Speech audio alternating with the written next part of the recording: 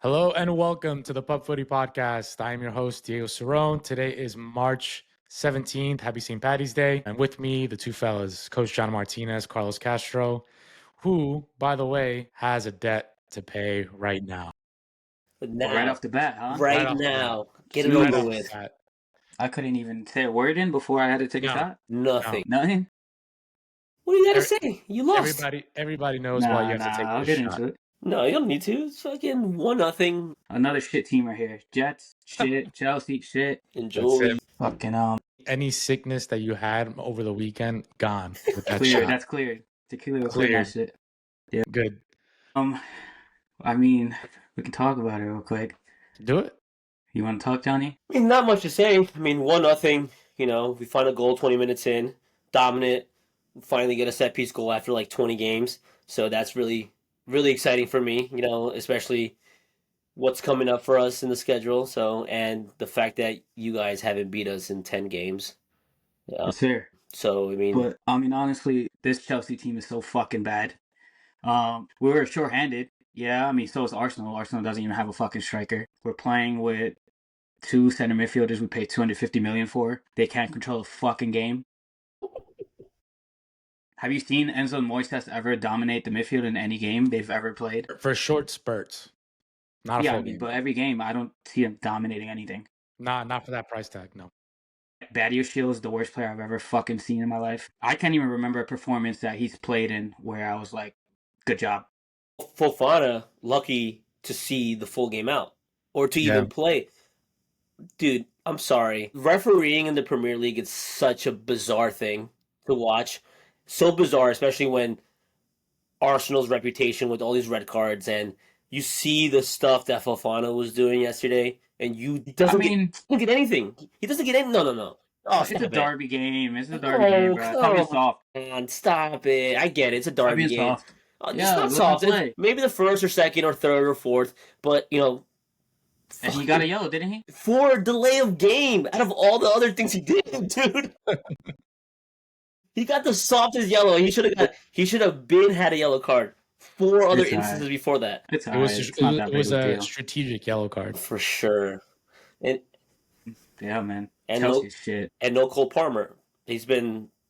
Yeah, I mean, at least that shows how much Cole Palmer influences like that game. Chelsea look competitive when Cole Palmer's on the field, but without him, they looked fucking horrific. They had no chances going forward, no creativity on the field. And that's kind of what Cole Palmer does, even if he's not scoring and assisting, but that's literally what he does. He carries his team on his back. Cole Palmer has had the stinkiest second half of a season that I've ever seen. Stat-wise. Anyone? No. Even performing. Even quality on the ball. No. He's had the worst second half of the season that any in his big time amazing guy. He should start limping like Saka. That's what he should start doing, so we can start giving him some excuses. If he puts numbers up and then limps, I'll be like, all right, cool, limp off the fucking field, dude. That's fine. He's been performing. I mean, he hasn't been performing to the level he was, but he's not playing horrific. So it's low. The bar it changes a little bit, right? When you're set so high, and he's a little out of form. But now you're talking about the worst second half performance in the history of the Premier League. No, I didn't say that. I didn't say that either. I said for a player of his caliber, for a player of that caliber, of that quality. He's having the second worst. Give him a fucking phone call. I'm start limping. His phone is fucking frozen. Start making excuses for him. He's cold. Oh man, stop it. But yeah, Chelsea's shit right now. I think Maresca is also fucking delusional. I think in the post-game conference he was like, Chelsea controlled the game and competed very well. It's literally, I think, what he said word for word in the post-game conference. Almost the same thing Caicedo said, right? So maybe he's, It's influence. It's the locker room. He's telling all these things. Yes. It's the brainwash. I don't know. I mean, Chelsea should change the name to like FC Passback or FC Side to Side because they literally didn't make, I think, one threatening ball behind. Maybe a couple, but like literally just nothing going forward. They dominated, I guess, passing the ball sideways. That's what they did, but they were awful. Hard to watch. Ruined my day. I don't think I was interested in any other games after. I'm surprised you both even woke up for that game, considering the Saturday that we had. In and out, brother. It was like everything was moving. I wish I didn't watch that. I wish I didn't wake up for that. Fucking shite. You should have known better instead of waking up early to watch that game. I don't know. They usually play decent against Arsenal. Not at home. 5-0 last season at the Emirates. I don't remember. Okay, but I think early in the season it was 2-2. I think, right? 2-2. Yeah, it was a good They game. usually play out, but I mean, also Cole Palmer was announced he wasn't playing like right before the game. So hey, if I knew that and I knew Better was starting, I was not gonna watch that game. I would just went to bed. Fucking shite. Well, Arsenal took care of business 1-0 against Chelsea. Liverpool's recent failures and potential roster shakeup. Some tough times for Liverpool in this past week. Atletico Madrid also took 2 hard blows in Champions League and La Liga. We'll talk about UN's men's national team looking ahead at the CONCACAF Nations League. We also did a joint podcast with Charla Football and Azteca Zone. Please check it out on Charla Football's YouTube channel and Spotify channel. We get into kind of early predictions, who has the most pressure, what will it mean for each of the 4 teams if they did win the Nations League. So definitely go check it out. It was a fun pod with Gerardo and the Charla Football team. And then lastly, we'll get into Conmebol. There we go. Johnny has the There we jersey. go. It'll be a big 2 fixtures coming down to the wire in South America. So we'll get into all of that. But first, Liverpool had a tough week, right? They get knocked out in Champions League. They lose the Carabao Cup to Newcastle. And there's been a lot of rumors, right? The rumor mill starts going around. Videos start coming out of Mo Salah being upset at the missed PKs in Champions League. Some bad reactions after the Newcastle game. And then you hear all these other rumors. Van Dijk might be going to Bayern Munich. Luis Diaz, Darwin Núñez might be headed out the door in the summer. So, man, we were talking about Liverpool doing a quadruple not that long ago, and now we're talking about Liverpool having to settle for the Premier League title out of 4 titles in contention. So, thoughts on the Liverpool's failures this past week, fellas? I mean, I guess we can just talk about the Newcastle game. Honestly, Newcastle dominated that game. Pressured Liverpool. They had the better chances. Their midfield dominated, and they won. And just I guess talk about Newcastle a bit. I think they've had one of the best performances, like the biggest performances from any Premier League team this year. Like obviously Liverpool will be number 1. Arsenal probably has some good performances, but Newcastle, they've dominated Liverpool. They dominated Arsenal a couple times. I would say they're the third in their prime at their peak. Newcastle might be the 3rd best team in the league. It's a good shout. And I don't think they've been obviously consistent enough, which is why they are where they are on the table. But when they're playing at their peak, I would say they've been the 3rd best team in the league this year. I mean, the man of the hour, right? Isak gets that second goal. Baller. Should have gotten the other goal, was pretty close with that offsides call. But I think Newcastle took the game to Liverpool. They had a lot more energy than Liverpool did. Obviously, maybe the Champions League game midweek might have had something to do with it, but Newcastle was buzzing from start to finish. Any kind of tackle, any kind of chances that they created a lot of set pieces, which the tallest guy in the field is being covered by McAllister, which I'm not sure why that no was the sense, case. bro.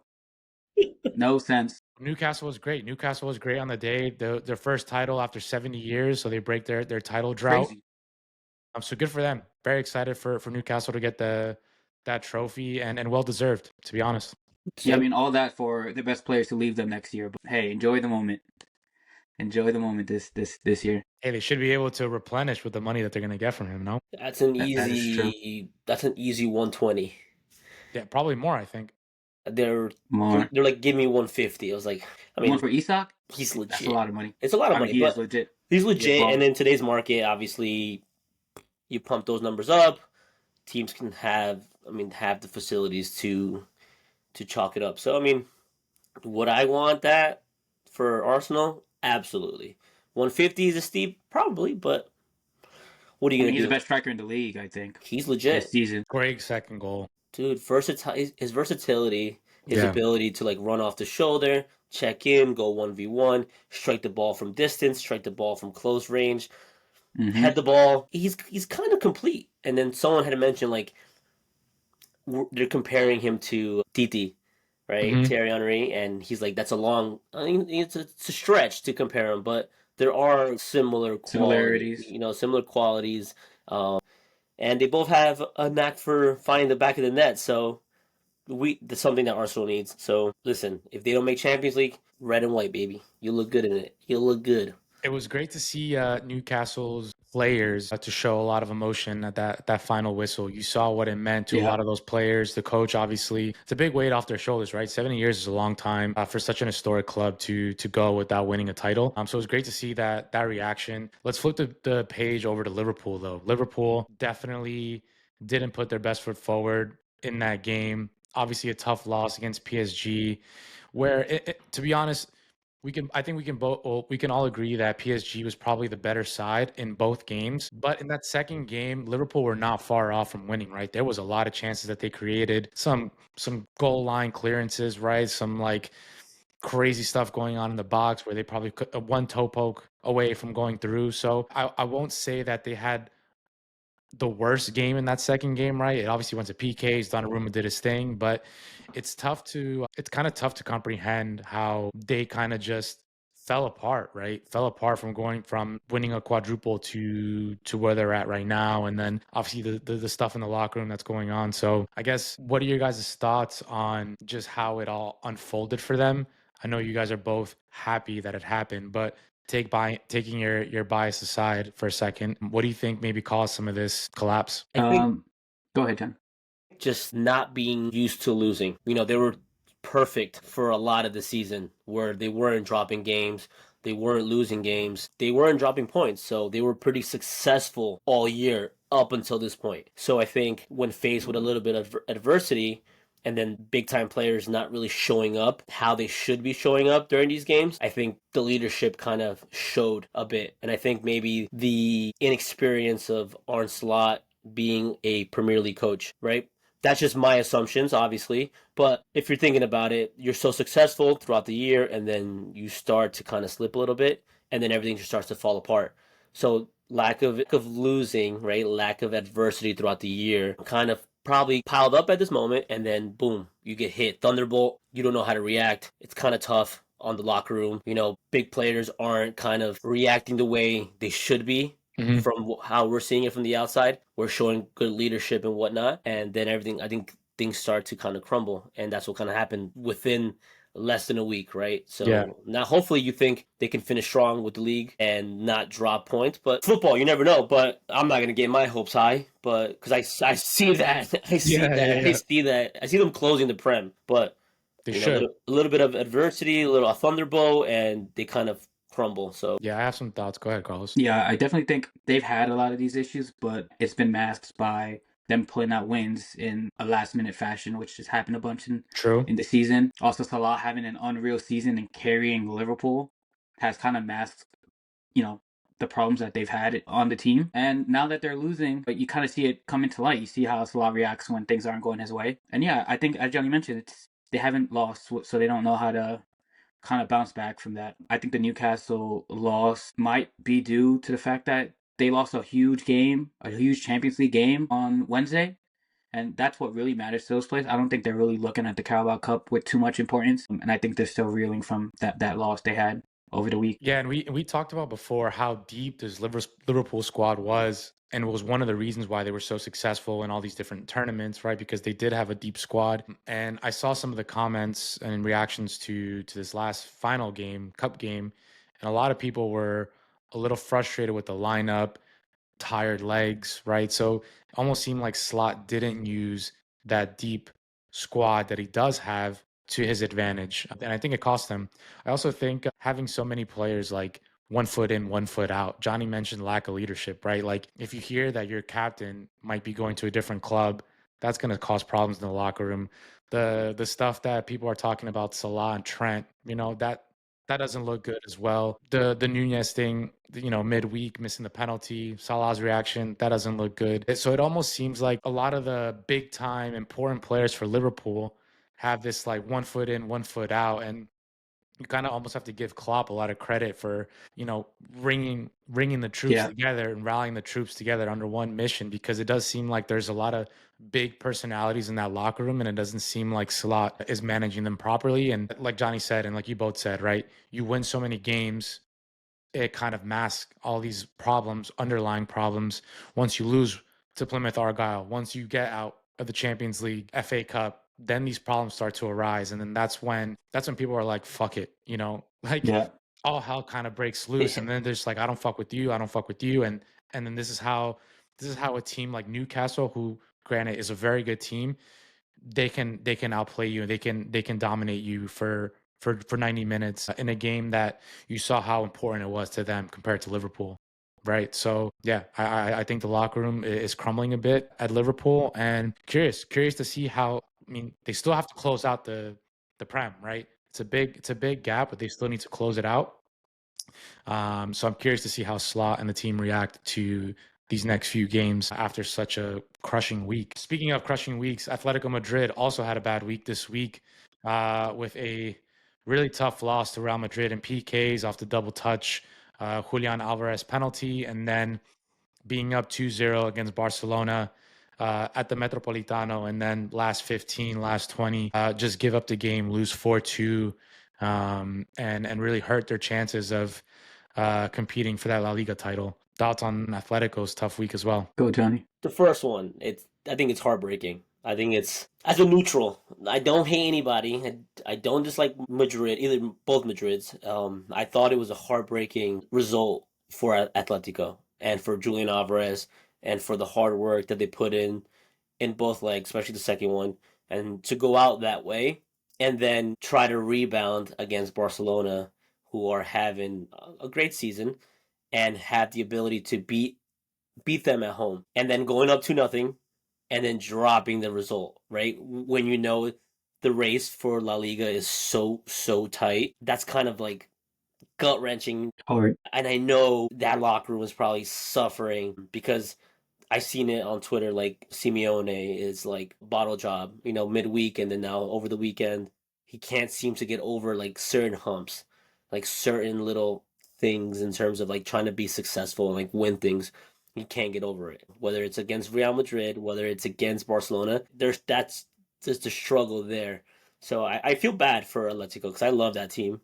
Great team. I love Simeone. I'm a big fan of how he kind of approaches the game and how he goes about his business with his guys. So seeing that twice in less than a week, I'm like, sucks. How do you bounce back? It's 2 punches just right in the gut. Yeah, definitely painful losses. Against Madrid, it doesn't matter how you set up, how good you play. At the end of the day, you need luck against Madrid. And that's just how it is. And unfortunately for Atletico, they draw against Madrid way too often in Champions League, and that's really been Atletico and Simeone's downfall over the last decade. And that's just unfortunate because some of those games Atletico probably did deserve to go through and win. So it definitely just hurts their soul and it crushes them.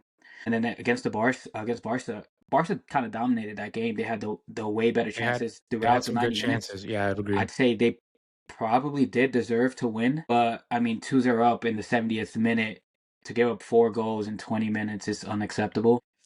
That's not. You won't blame them what happened to them during the week at Real Madrid. That's 2 separate scenarios where they just happen to bottle both, and that really just can't happen. But at the end of the day, Barca did dominate that whole game. They did have the better shots, the better chances, and kind of deserved to win. And towards the end of the season, this is the game that's going to be talked about as this is where Barca might have won the league. These were the crucial 3 points that won them the league. So I think it was an insane game for Barca to come back and win. Yeah, Barca seems to just find ways to win, right? Which is why I'm pretty high on them on the Champions League to go through and hopefully to go to the final. Real quick, the double touch on the penalty. What were some of your thoughts? Because, man, it's tough, right? It's tough. There's a lot of people saying that it wasn't a double touch. From my perspective, it definitely was because he slips, right? He slips. And also, I think DT said this in the post game, right? Like he didn't complain about it. If you don't do a double touch and they take your penalty off because they say you did, you're gonna go attack the ref. Ballistic. Yeah, you're gonna go. Yeah. You're gonna go off. And the fact that he didn't was almost a telltale to he knew that happened, right? He knew it happened. There's footage of it happening, so it's just tough. It's super unfortunate, but for the people that are saying that it wasn't a double touch, there's pretty clear evidence that it was, and I think the player Julian not going off on the ref, I think that was the validation. I would also say, I mean, Julian Alvarez doesn't have that personality to really also go crazy and tweak on someone. He's Argentinian. He has it somewhere. That's true, but I don't think I've seen it, at least. Like, he usually seems pretty calm, cool, and collected. So maybe that's why. Also, that slip is so quick, and maybe he didn't even feel it. Like, it was so slight of a touch that you don't know if he felt it or not. Yeah. Definitely unfortunate. I mean, that's the rules, and unfortunately, that's what happened to them. But yeah, I think it changed the whole how the shootout went for the most part. Do you think there's talks about if it happens accidentally that they maybe retake the penalty? Are you guys for that or against that? I'm for that. I'm not. I'm for that, John. I'm for that because they just makes sense. Obviously, for you in this instant, Carlos, it doesn't make sense because you're a Real Madrid fan and it could affect how the PK shootout goes. But as a neutral, I'm like, it's like the goalkeeper taking a toe off the line. Right, they redo those kicks. That's completely different, though. They redo it if he blocks it, not if the other team scores. That's the only time they redo it, right? No, yeah, but I think it's the same. I think it's the same thing, though. Yes. If he doesn't score, then you don't redo it. But if he does score by accidentally doing a double kick, I think it's the same thing as the goalie stepping off his line and blocking it because it's in favor of the person who did the action.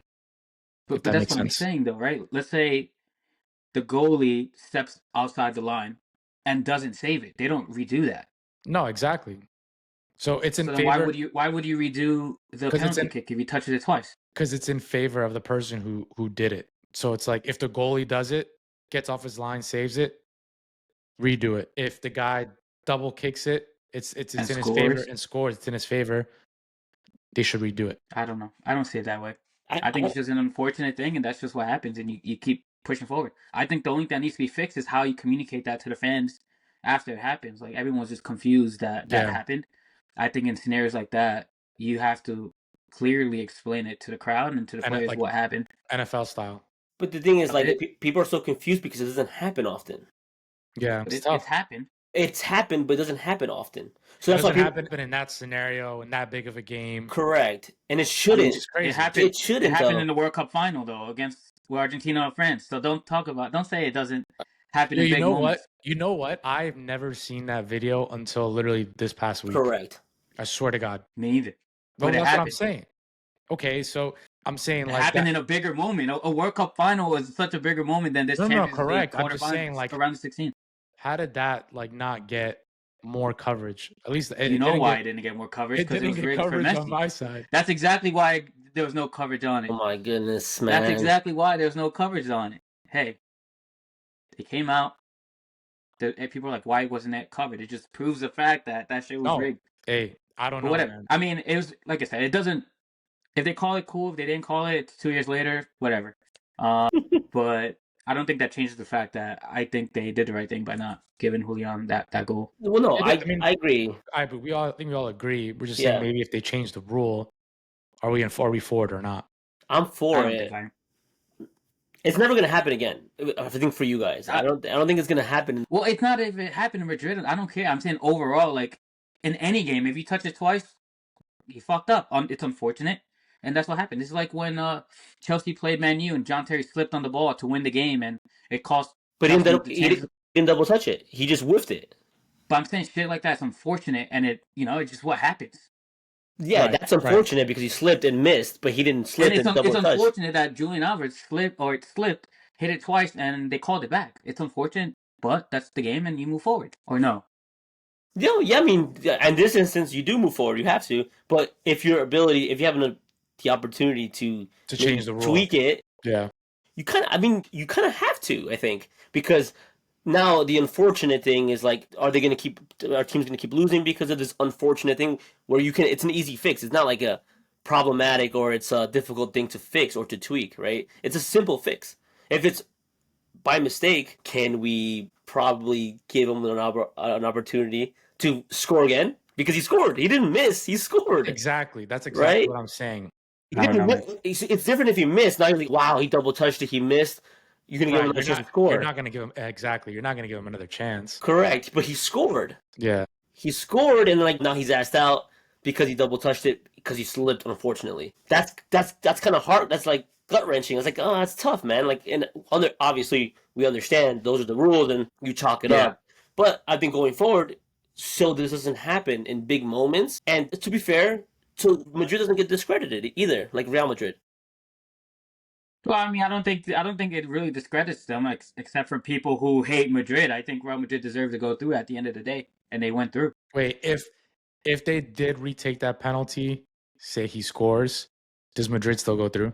You don't know that, and I don't think you can say they deserve to go through because you don't know that. I'm just saying within the 100 or the 2 90-minute matches in the overtime, I think Madrid was just the better side for most of it. Which one? Which Madrid? Which Madrid? Real Madrid. Atletico Madrid was way better that second game than Real Madrid. Way better is excessive. They scored early and then started sitting back again and just started playing counter. But they were successful at it. They were really good at it. But I would say, yeah, they were good at it, but it's not like they had a bunch of chances to extend the lead too much. They did. They had plenty of opportunities to extend the lead. Real Madrid wasn't good at all. I don't know about that. Dude, did you see? Maybe in the first 20 minutes. And after that, once they settled down and Atletico started sitting back more, I think they were cool, chilling. Not at all. Real Madrid was awful for 60 minutes of that game. 65 minutes, maybe. In the midfield, Jude Bellingham wasn't good. Modric wasn't good. They weren't good until... I didn't say they were playing the best, but they weren't really in danger of, I think, really losing that game. Did Atletico really create that many chances that were oh my god, they should have really won this game 2-0? They created enough where Courtois had to make big time saves. Yeah. There was at least 2 to 3 chances where should have put them up, at least, and that gives you the game. But that's all you don't need more than that. What more do you need than that? It didn't seem like massive chances because there were shots that there were shots kind of savable shots that Courtois made. They weren't dangerous chances where hey, they really should have won this game and really deserve to go through. I didn't see that. I'm not gonna say they really deserve to go through. I'm just saying I think I don't think over the 2 legs Real Madrid was the better team. Yeah, I'm not saying they were the best. No, I don't agree. I think Atletico was the better team in the second leg and throughout the overtime, I believe. And then in the PK shootout, obviously it can go either way. But I don't think Real Madrid was better over 2 legs. I mean, that's fine, but I'm just saying I don't think so. No, I mean, I hear you. I'm just saying I respectfully disagree. Madrid made a deal with the devil. I'm convinced. No, they made a deal with God. Because God is a Real Madrid fan. They pull out some. God will triumph over the devil. They made a deal with Jesus Christ. They do wear white. Cool, Carlos. Hit us with the headlines. Yeah, just so quick headlines we'll talk through. And I know we're going to talk about this a bit later, but Lionel Messi sidelined for World Cup qualifiers. He's going to miss Argentina's upcoming World Cup qualifying matches against Uruguay and Brazil due to an adductor injury sustained during Inter Miami's recent win over Atlanta United. Where he scored a sick goal. That's the one where he tweaked on him and chipped it, right? Yeah, that's where he got hurt. For sure. Old as hell. Over on the chip? A hip fake. The hip fake and then the chip. Oh, there goes the little feint. Yeah, there, dude. And the turf, bro. That's where he goes to the hip, dude. The turf done him up. The turf. Hip abducted, done. And then let's just have a quick status update on just the USMNT national team players with their club teams. Some of these American players had stand-up performances over the weekend. Haji Wright scored a hat-trick for Coventry in their 3-0 win over Sunderland. However, he's not included in the Nations League roster because he's coming back from injury. That had him out for 3 months. Christian Pulisic contributed to a goal and 2 chances in AC Milan's 2-1 victory over Como. Weston McKennie played a full 90, created the most chances in the matches, and completed the most dribbles in the matches. However, Juve cooked 3-0 to Fiorentina on Sunday. Serginho Dest played 62 minutes in PSV's 3-1 victory over, I'm going to butcher this, RKC Washwick. Good to see him back, on though. Saturday. That was Serginho's first start since returning from injury recently. So hopefully we see him back for the national team. Anthony Robinson played the full 90, wore the captain's armband as Fulham beat Tottenham 2-0 on Sunday. He also completed the most dribbles in the match. And Florian Balogun is back in training, but was not in Monaco's squad for their 2-0 win on Saturday. But he's back, so hopefully he recovers and starts teaming with the national team. Let's get it. Let's get some people back. Nice. Back on the roster. That team is packed. That team is packed, though. USA. Crazy. It's an insane team. Low key, it's just depth. Yeah, and insane. they're all kind of balling right now. So quality too. Exciting. Yeah, it's pretty exciting to be an American fan these days. You have to be excited. On paper is insane. Pretty good stuff. Bayern Munich's Bundesliga lead narrows. Bayern drawed 1-1 against Union Berlin, and it has reduced their lead to 6 points, intensifying the title race. Dortmund defeated RB Leipzig, and Leverkusen's dramatic win over Stuttgart have tighten the competition. So 6 points now. There's still, a good amount of games to go.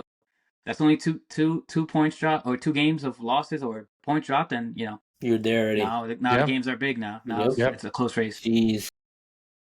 And then Mikel Antonio vows comeback after car crash. The West Ham forward Mikel Antonio survived a severe car crash in December that left him with multiple leg injuries. So he broke his femur in 4 different places and required a surgically placed metal rod in his right leg in order to heal and walk again. Despite what Antonio described as a near-fatal car crash, in December he's optimistic about his recovery and has vowed to return to professional football. So hopefully we see him back. I mean, he's always been a good player for West. Prayers up. It's insane. It's crazy. Yep, that's all I had for you guys. Cool. Well, speaking of the U.S. men's national team, they have their upcoming semifinal Nations League game against Panama on Thursday at SoFi Stadium in Los Angeles. The roster came out, seemed like a very good, solid roster with a few surprises. I think one of them, Brendan Aronson not being included. I think Diego Luna kind of beat him out to that spot, especially in that January camp. Some other surprises, Yunus Musa labeled as a forward, which caught a lot of people by surprise. And then Josh Sargent at the 9, who will probably start at least in the next game against Panama. Obviously, Ricardo Pepi and Florian Balogun just coming back from injury, and Pepi out for the rest of the season. So if you are Mauricio Pochettino setting up the game against Panama, what would be your initial 11 and formation? He's going. I feel like it's tough. He's going to 3. He's going to wing backs. You think so? I think so. No, do you think he's going 3 center back? 2 I wing don't backs? think so. No. I think they're just going to be attacking. They can do that with just a back forward. Yeah, they'll play a back 4, I believe. Yeah, but they'll play with Turner and net. Oh, for sure. Let me just have the roster up so I can kind of think of what I think what's interesting for me, this lineup can be. What's interesting for me are the center backs, because the center backs, just like the 9, have been pretty questionable in terms of who's going to lock that position down. Yeah. I love the inclusion of Carter Vickers and Trusty, both playing for Celtic. So, and playing well, right? So it's almost like that Marquinhos, Thiago Silva at PSG, right? You play for club, you play for country. That consistency really goes a long way. So curious to see if Pochettino goes with that like, one veteran, one pretty young, up and coming, younger. Yeah, right. He's younger now. I wouldn't even say up and coming anymore. But one younger center back playing well together. Do you keep that against Panama? I think he'll go. I think he'll go with Tim Ream and Chris Richards. Okay. I think he'll go with those as the double, the partnership back there. Tim Ream will probably be the left center back with Robinson, yeah, left back. Yes. Chris Richards as the other center back, and I think he'll play with Joe Scally as a right back. Okay. The way. Where Carter Vickers, is he a center back or outside back? He's a center back. Center back for Celtic. It's a good option as well.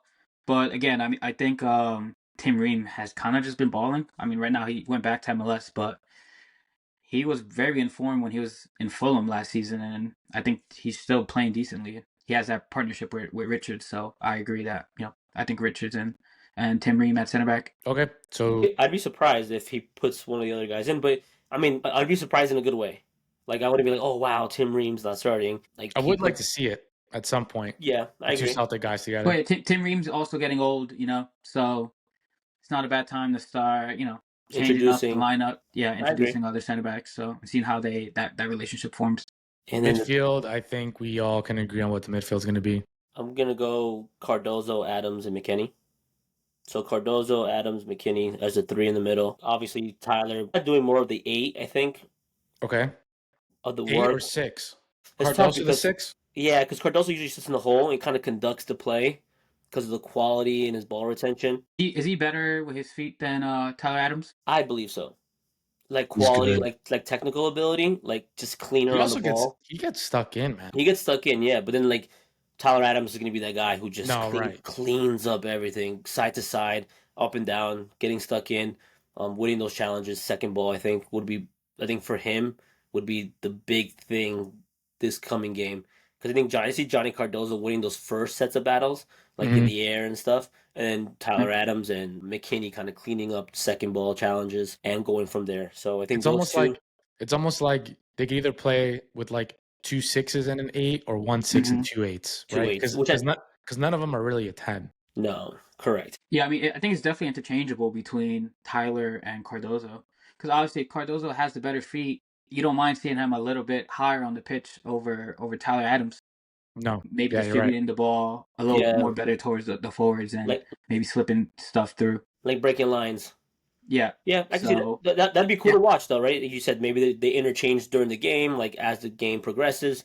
I They think it'll kind be of free flowing. yeah, it'll be nice because probably that's the best three right now in terms of McKinney's going to be the one that kind of floats. into the box. Yeah. Gets in, kind of like creating those attacking options going And he's forward. good. He's good at making those late runs into the box. And 'Cause he then can finish too. He's a great finisher. he did. Yeah. I love Eunice too, though. That's such a weird shout for him to go up top, but I can see him playing. Yeah, well, you know what it is? Like at Milan, like you see him sometimes on the wing. So I'm wondering if Poch maybe uses him as a winger at some point. Yeah, you think he starts though as a 3? No, right? no, It'd it'd I be don't think so, especially if they have him labeled as a forward. way up And maybe Pulisic, Pochettino's Sargent. just thinking something different. Yeah, Tim. Also, I mean, Gio Reyna's, called up. He hasn't been playing really, but he's been their most skillful player on the national team. yeah. And he seems to, play very well when he plays for the national team. So interested to see how Pochettino uses him, if he even gives him playtime.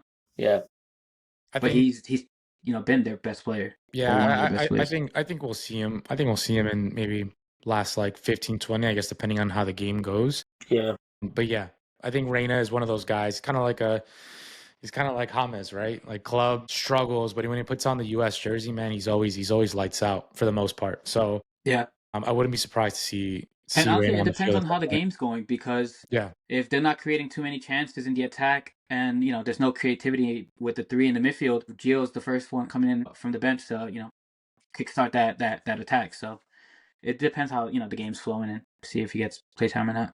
yeah, I'm excited. It will be a good game in LA. USA play first against Panama, 7:30, I believe, and then 10:30, 7:30 local time will be Mexico, Canada. We have some thoughts on the Mexico and Canada game. Again, go check out that joint podcast on Charlotte Football's channel. Cool. Let's talk my favorite topic, las eliminatorias. Johnny has a jersey. There we go. Johnny has the jersey. There we go. Johnny has his head in the right place. I'm here. Conmebol Eliminatorias also will be in this international window. I'll go over the games, at least for the first set of games. Paraguay, Chile, Brazil, Colombia. Colombia beat Brazil for the first time in their history in Barranquilla in the last game. That was the Luis Diaz dad gets back from being held hostage in the stands, sees his son score 2 goals against Brazil in an historic win. Peru, Bolivia, I think that'll be in Peru, Ecuador, Venezuela, in Quito, and then Uruguay, Argentina in Uruguay. Reminder that Uruguay beat Argentina in La Bombonera, that really good game that Uruguay had to stun the world champs. Yeah, I mean, I guess what's important, and I completely forgot because we haven't been on qualifier lenses, is that Brazil is in 5th or 6th place right now. What are they? 5th place, and they're only 1 point above 6th place. So yeah, Brazil has a massive win. I mean, massive had one of the worst eliminatorias, I think, in their recent history. So, and Colombia's a tough game, even though they're playing home, no Neymar anymore. So, it doesn't seem like the coach has found the right 11 for Brazil. And I think Colombia also has had a tough stretch of games in these last few. So they'll be looking to bounce back and take points away from Brazil. Yeah, I mean, it's a close standings from 2nd to 6th place, all separated by 3 points. So all these games are big. But I mean, I guess for Ecuador against Venezuela, that's a big game. If they come up with 3 points, their foot's in the door to make it to the World Cup. So must-win game. Exactly. I think Ecuador winning will like exactly like you said, one foot in against a direct opponent, right? I think we tied Venezuela in a tough game over there, so it won't be an easy game. The game was supposed to be played in Guayaquil to give Ecuador a bit more of advantage because all their players don't play in the altitude anymore, right? All the players play in Europe, and a lot of players were in support of that. So with the recent stuff going on in Guayaquil, and it not being a safe place to play, they switched the game back to Quito, and let's see. I think Ecuador had a really strong 11 in that game against Colombia, where we got the 1-0 victory. Ite and Caicedo in the middle, I think will be fun to watch again. Enner will probably be up top. I'm wondering who's going to be on the wings. I'm thinking probably Plata and I'm not sure. I'm not sure who's going to be on that left side. Or Plata on the left, and I'm not sure who's going to be on the right. Where's the boy from not Sarmiento? Well, the other guy that Yeboah? just Yeboah yeah. Where's he Italy. at? He's in. Yeah, he's on the roster. I'm not sure if he'll start though. I mean, I don't mind. I think he plays really well for the national team. Yeah, he does. At least where I've seen him. I think he just he's new to the national team. Bring him in and start developing those relationships with the rest of the team. And I don't see why you wouldn't possibly give him a start there. And if not, Plata on the right, you put Sarmiento on the left. I don't know how Sarmiento's been doing as of recently. His name's kind of quieted down a bit on social media and just his impact on his team. But I like him. I think he's a creative young player, and I don't mind seeing him in. Yeah, no, totally agree. John? I like the Ecuadorian roster. Everyone, big names are in form. Hincapié, fantastic. Pacho. Bunch of them scored over the weekend, too. Over the weekend, yeah. Pacho, Hincapié, Estupiñán scored, got on the board. Yeah. Plata got on the board. Did you guys see Valencia's goal? Yeah, insane. My That's Lord. what I'm saying. So these Plata scored as well. Yep, these big time players finding a little bit of success. They need it. Leading up to this point, because you're at home, you can only think about 3 points. There's nothing else. You can't come out of Quito with just 1 point. You're in Quito, you need all 3, especially with the caliber of players you have. I'm sorry, Ecuador has been developing and has kind of had these very, very, very, very good players in Europe, right? And they're performing very well. Like Ordonez got the call up for the national team at Bruges.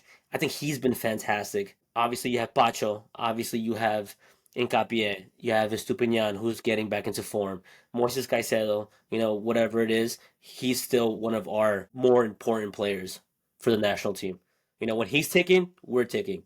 When he's playing slow, you can tell how it affects us, right? And then you have guys up top, Enner with his experience. People might not want him there. People might not like him, but guy can produce some special moments, and we've seen that. So, and having Plata on the lineup for me, that's exciting because the guy's a good player. I'm so glad he left Qatar and he's in Brazil.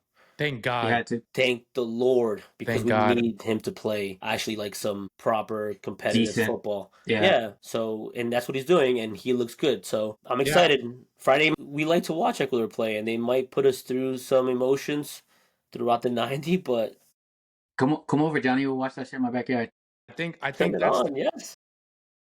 I think the question mark is on the left side because Alan Minda started in that game against Colombia. He's hurt, so I think that's the big question mark. I think everything else is gonna stay the same, right? Galindez, Estupiñán, Hincapié, Pacho, Ordonez I think is maybe hurt. I'm not sure if he's fully recovered back from his midweek injury. Bite, Franco, Caicedo, I think in the middle, Plata on the right, Valencia up top. So I think that left wing position is up for grabs for Friday. Yeah.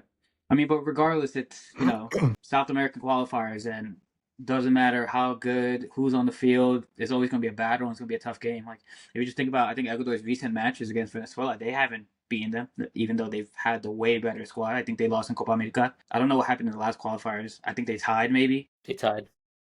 Yeah, so it's, it's never a guarantee in the qualifiers, so who knows? They should win. On paper, they should win. They have the way better team, but it's going to be a battle. And it's up to how those players are gonna, react. Yeah, Venezuela is a tough game. It's always one of those tricky ones for us, I think. So yeah, excited to see that on Friday. So let's look at that second game, Ecuador-Chile. Yeah, I mean they should dominate that game. To be fair, Chile is an old squad that's been struggling this qualifiers. Where Ecuador really beat them in the last eliminatoria in Chile. But they did. Yeah. Yeah, I mean, I don't think that one should be a tough game at all. The Venezuela game, just because historic games with Venezuela is always a tough game, but against Chile, I think it should be a 2-3-0 win. I don't think Chile has anything going forward, and honestly, it's showed. They, I think, almost one of the bottom of the standings, right? Yeah, they're like, I think they're 9th. 10th or 9th. So, I think that should be an easy game for Ecuador. It should, but you never know when you play away, right? In eliminatorias. I did want to talk about Paraguay because Paraguay is an interesting story with Alfaro at the wheel. Fuck Alfaro, man. They've been lights out with Alfaro implementing, that Alfaro masterclass of just doing the dirty work, doing the right thing, staying organized, and then finding their moments to get goals. And then Paraguay has a good young squad, right? Almiron, right, is a veteran now, and then they have some other pieces that fit really well with Alfaro's system. Their first game is against Chile, which is having a tough eliminatorias. They play at home; they should win that. Right, so that's three more points for them, and then the second game is against Colombia in Colombia. So Colombia's last home game they lost against Ecuador, right? So Colombia has had a dip in form as of late. So it's going to be a tough one for Colombia, especially given how dominant Paraguay has been and how ugly Alfaro makes the games, right? So that'll be a game that I'm really curious to see how it comes out. Yeah, and honestly, Paraguay's right in it. Yep. 3 points would be massive for them. They're gonna come out, guns blazing, hoping to win.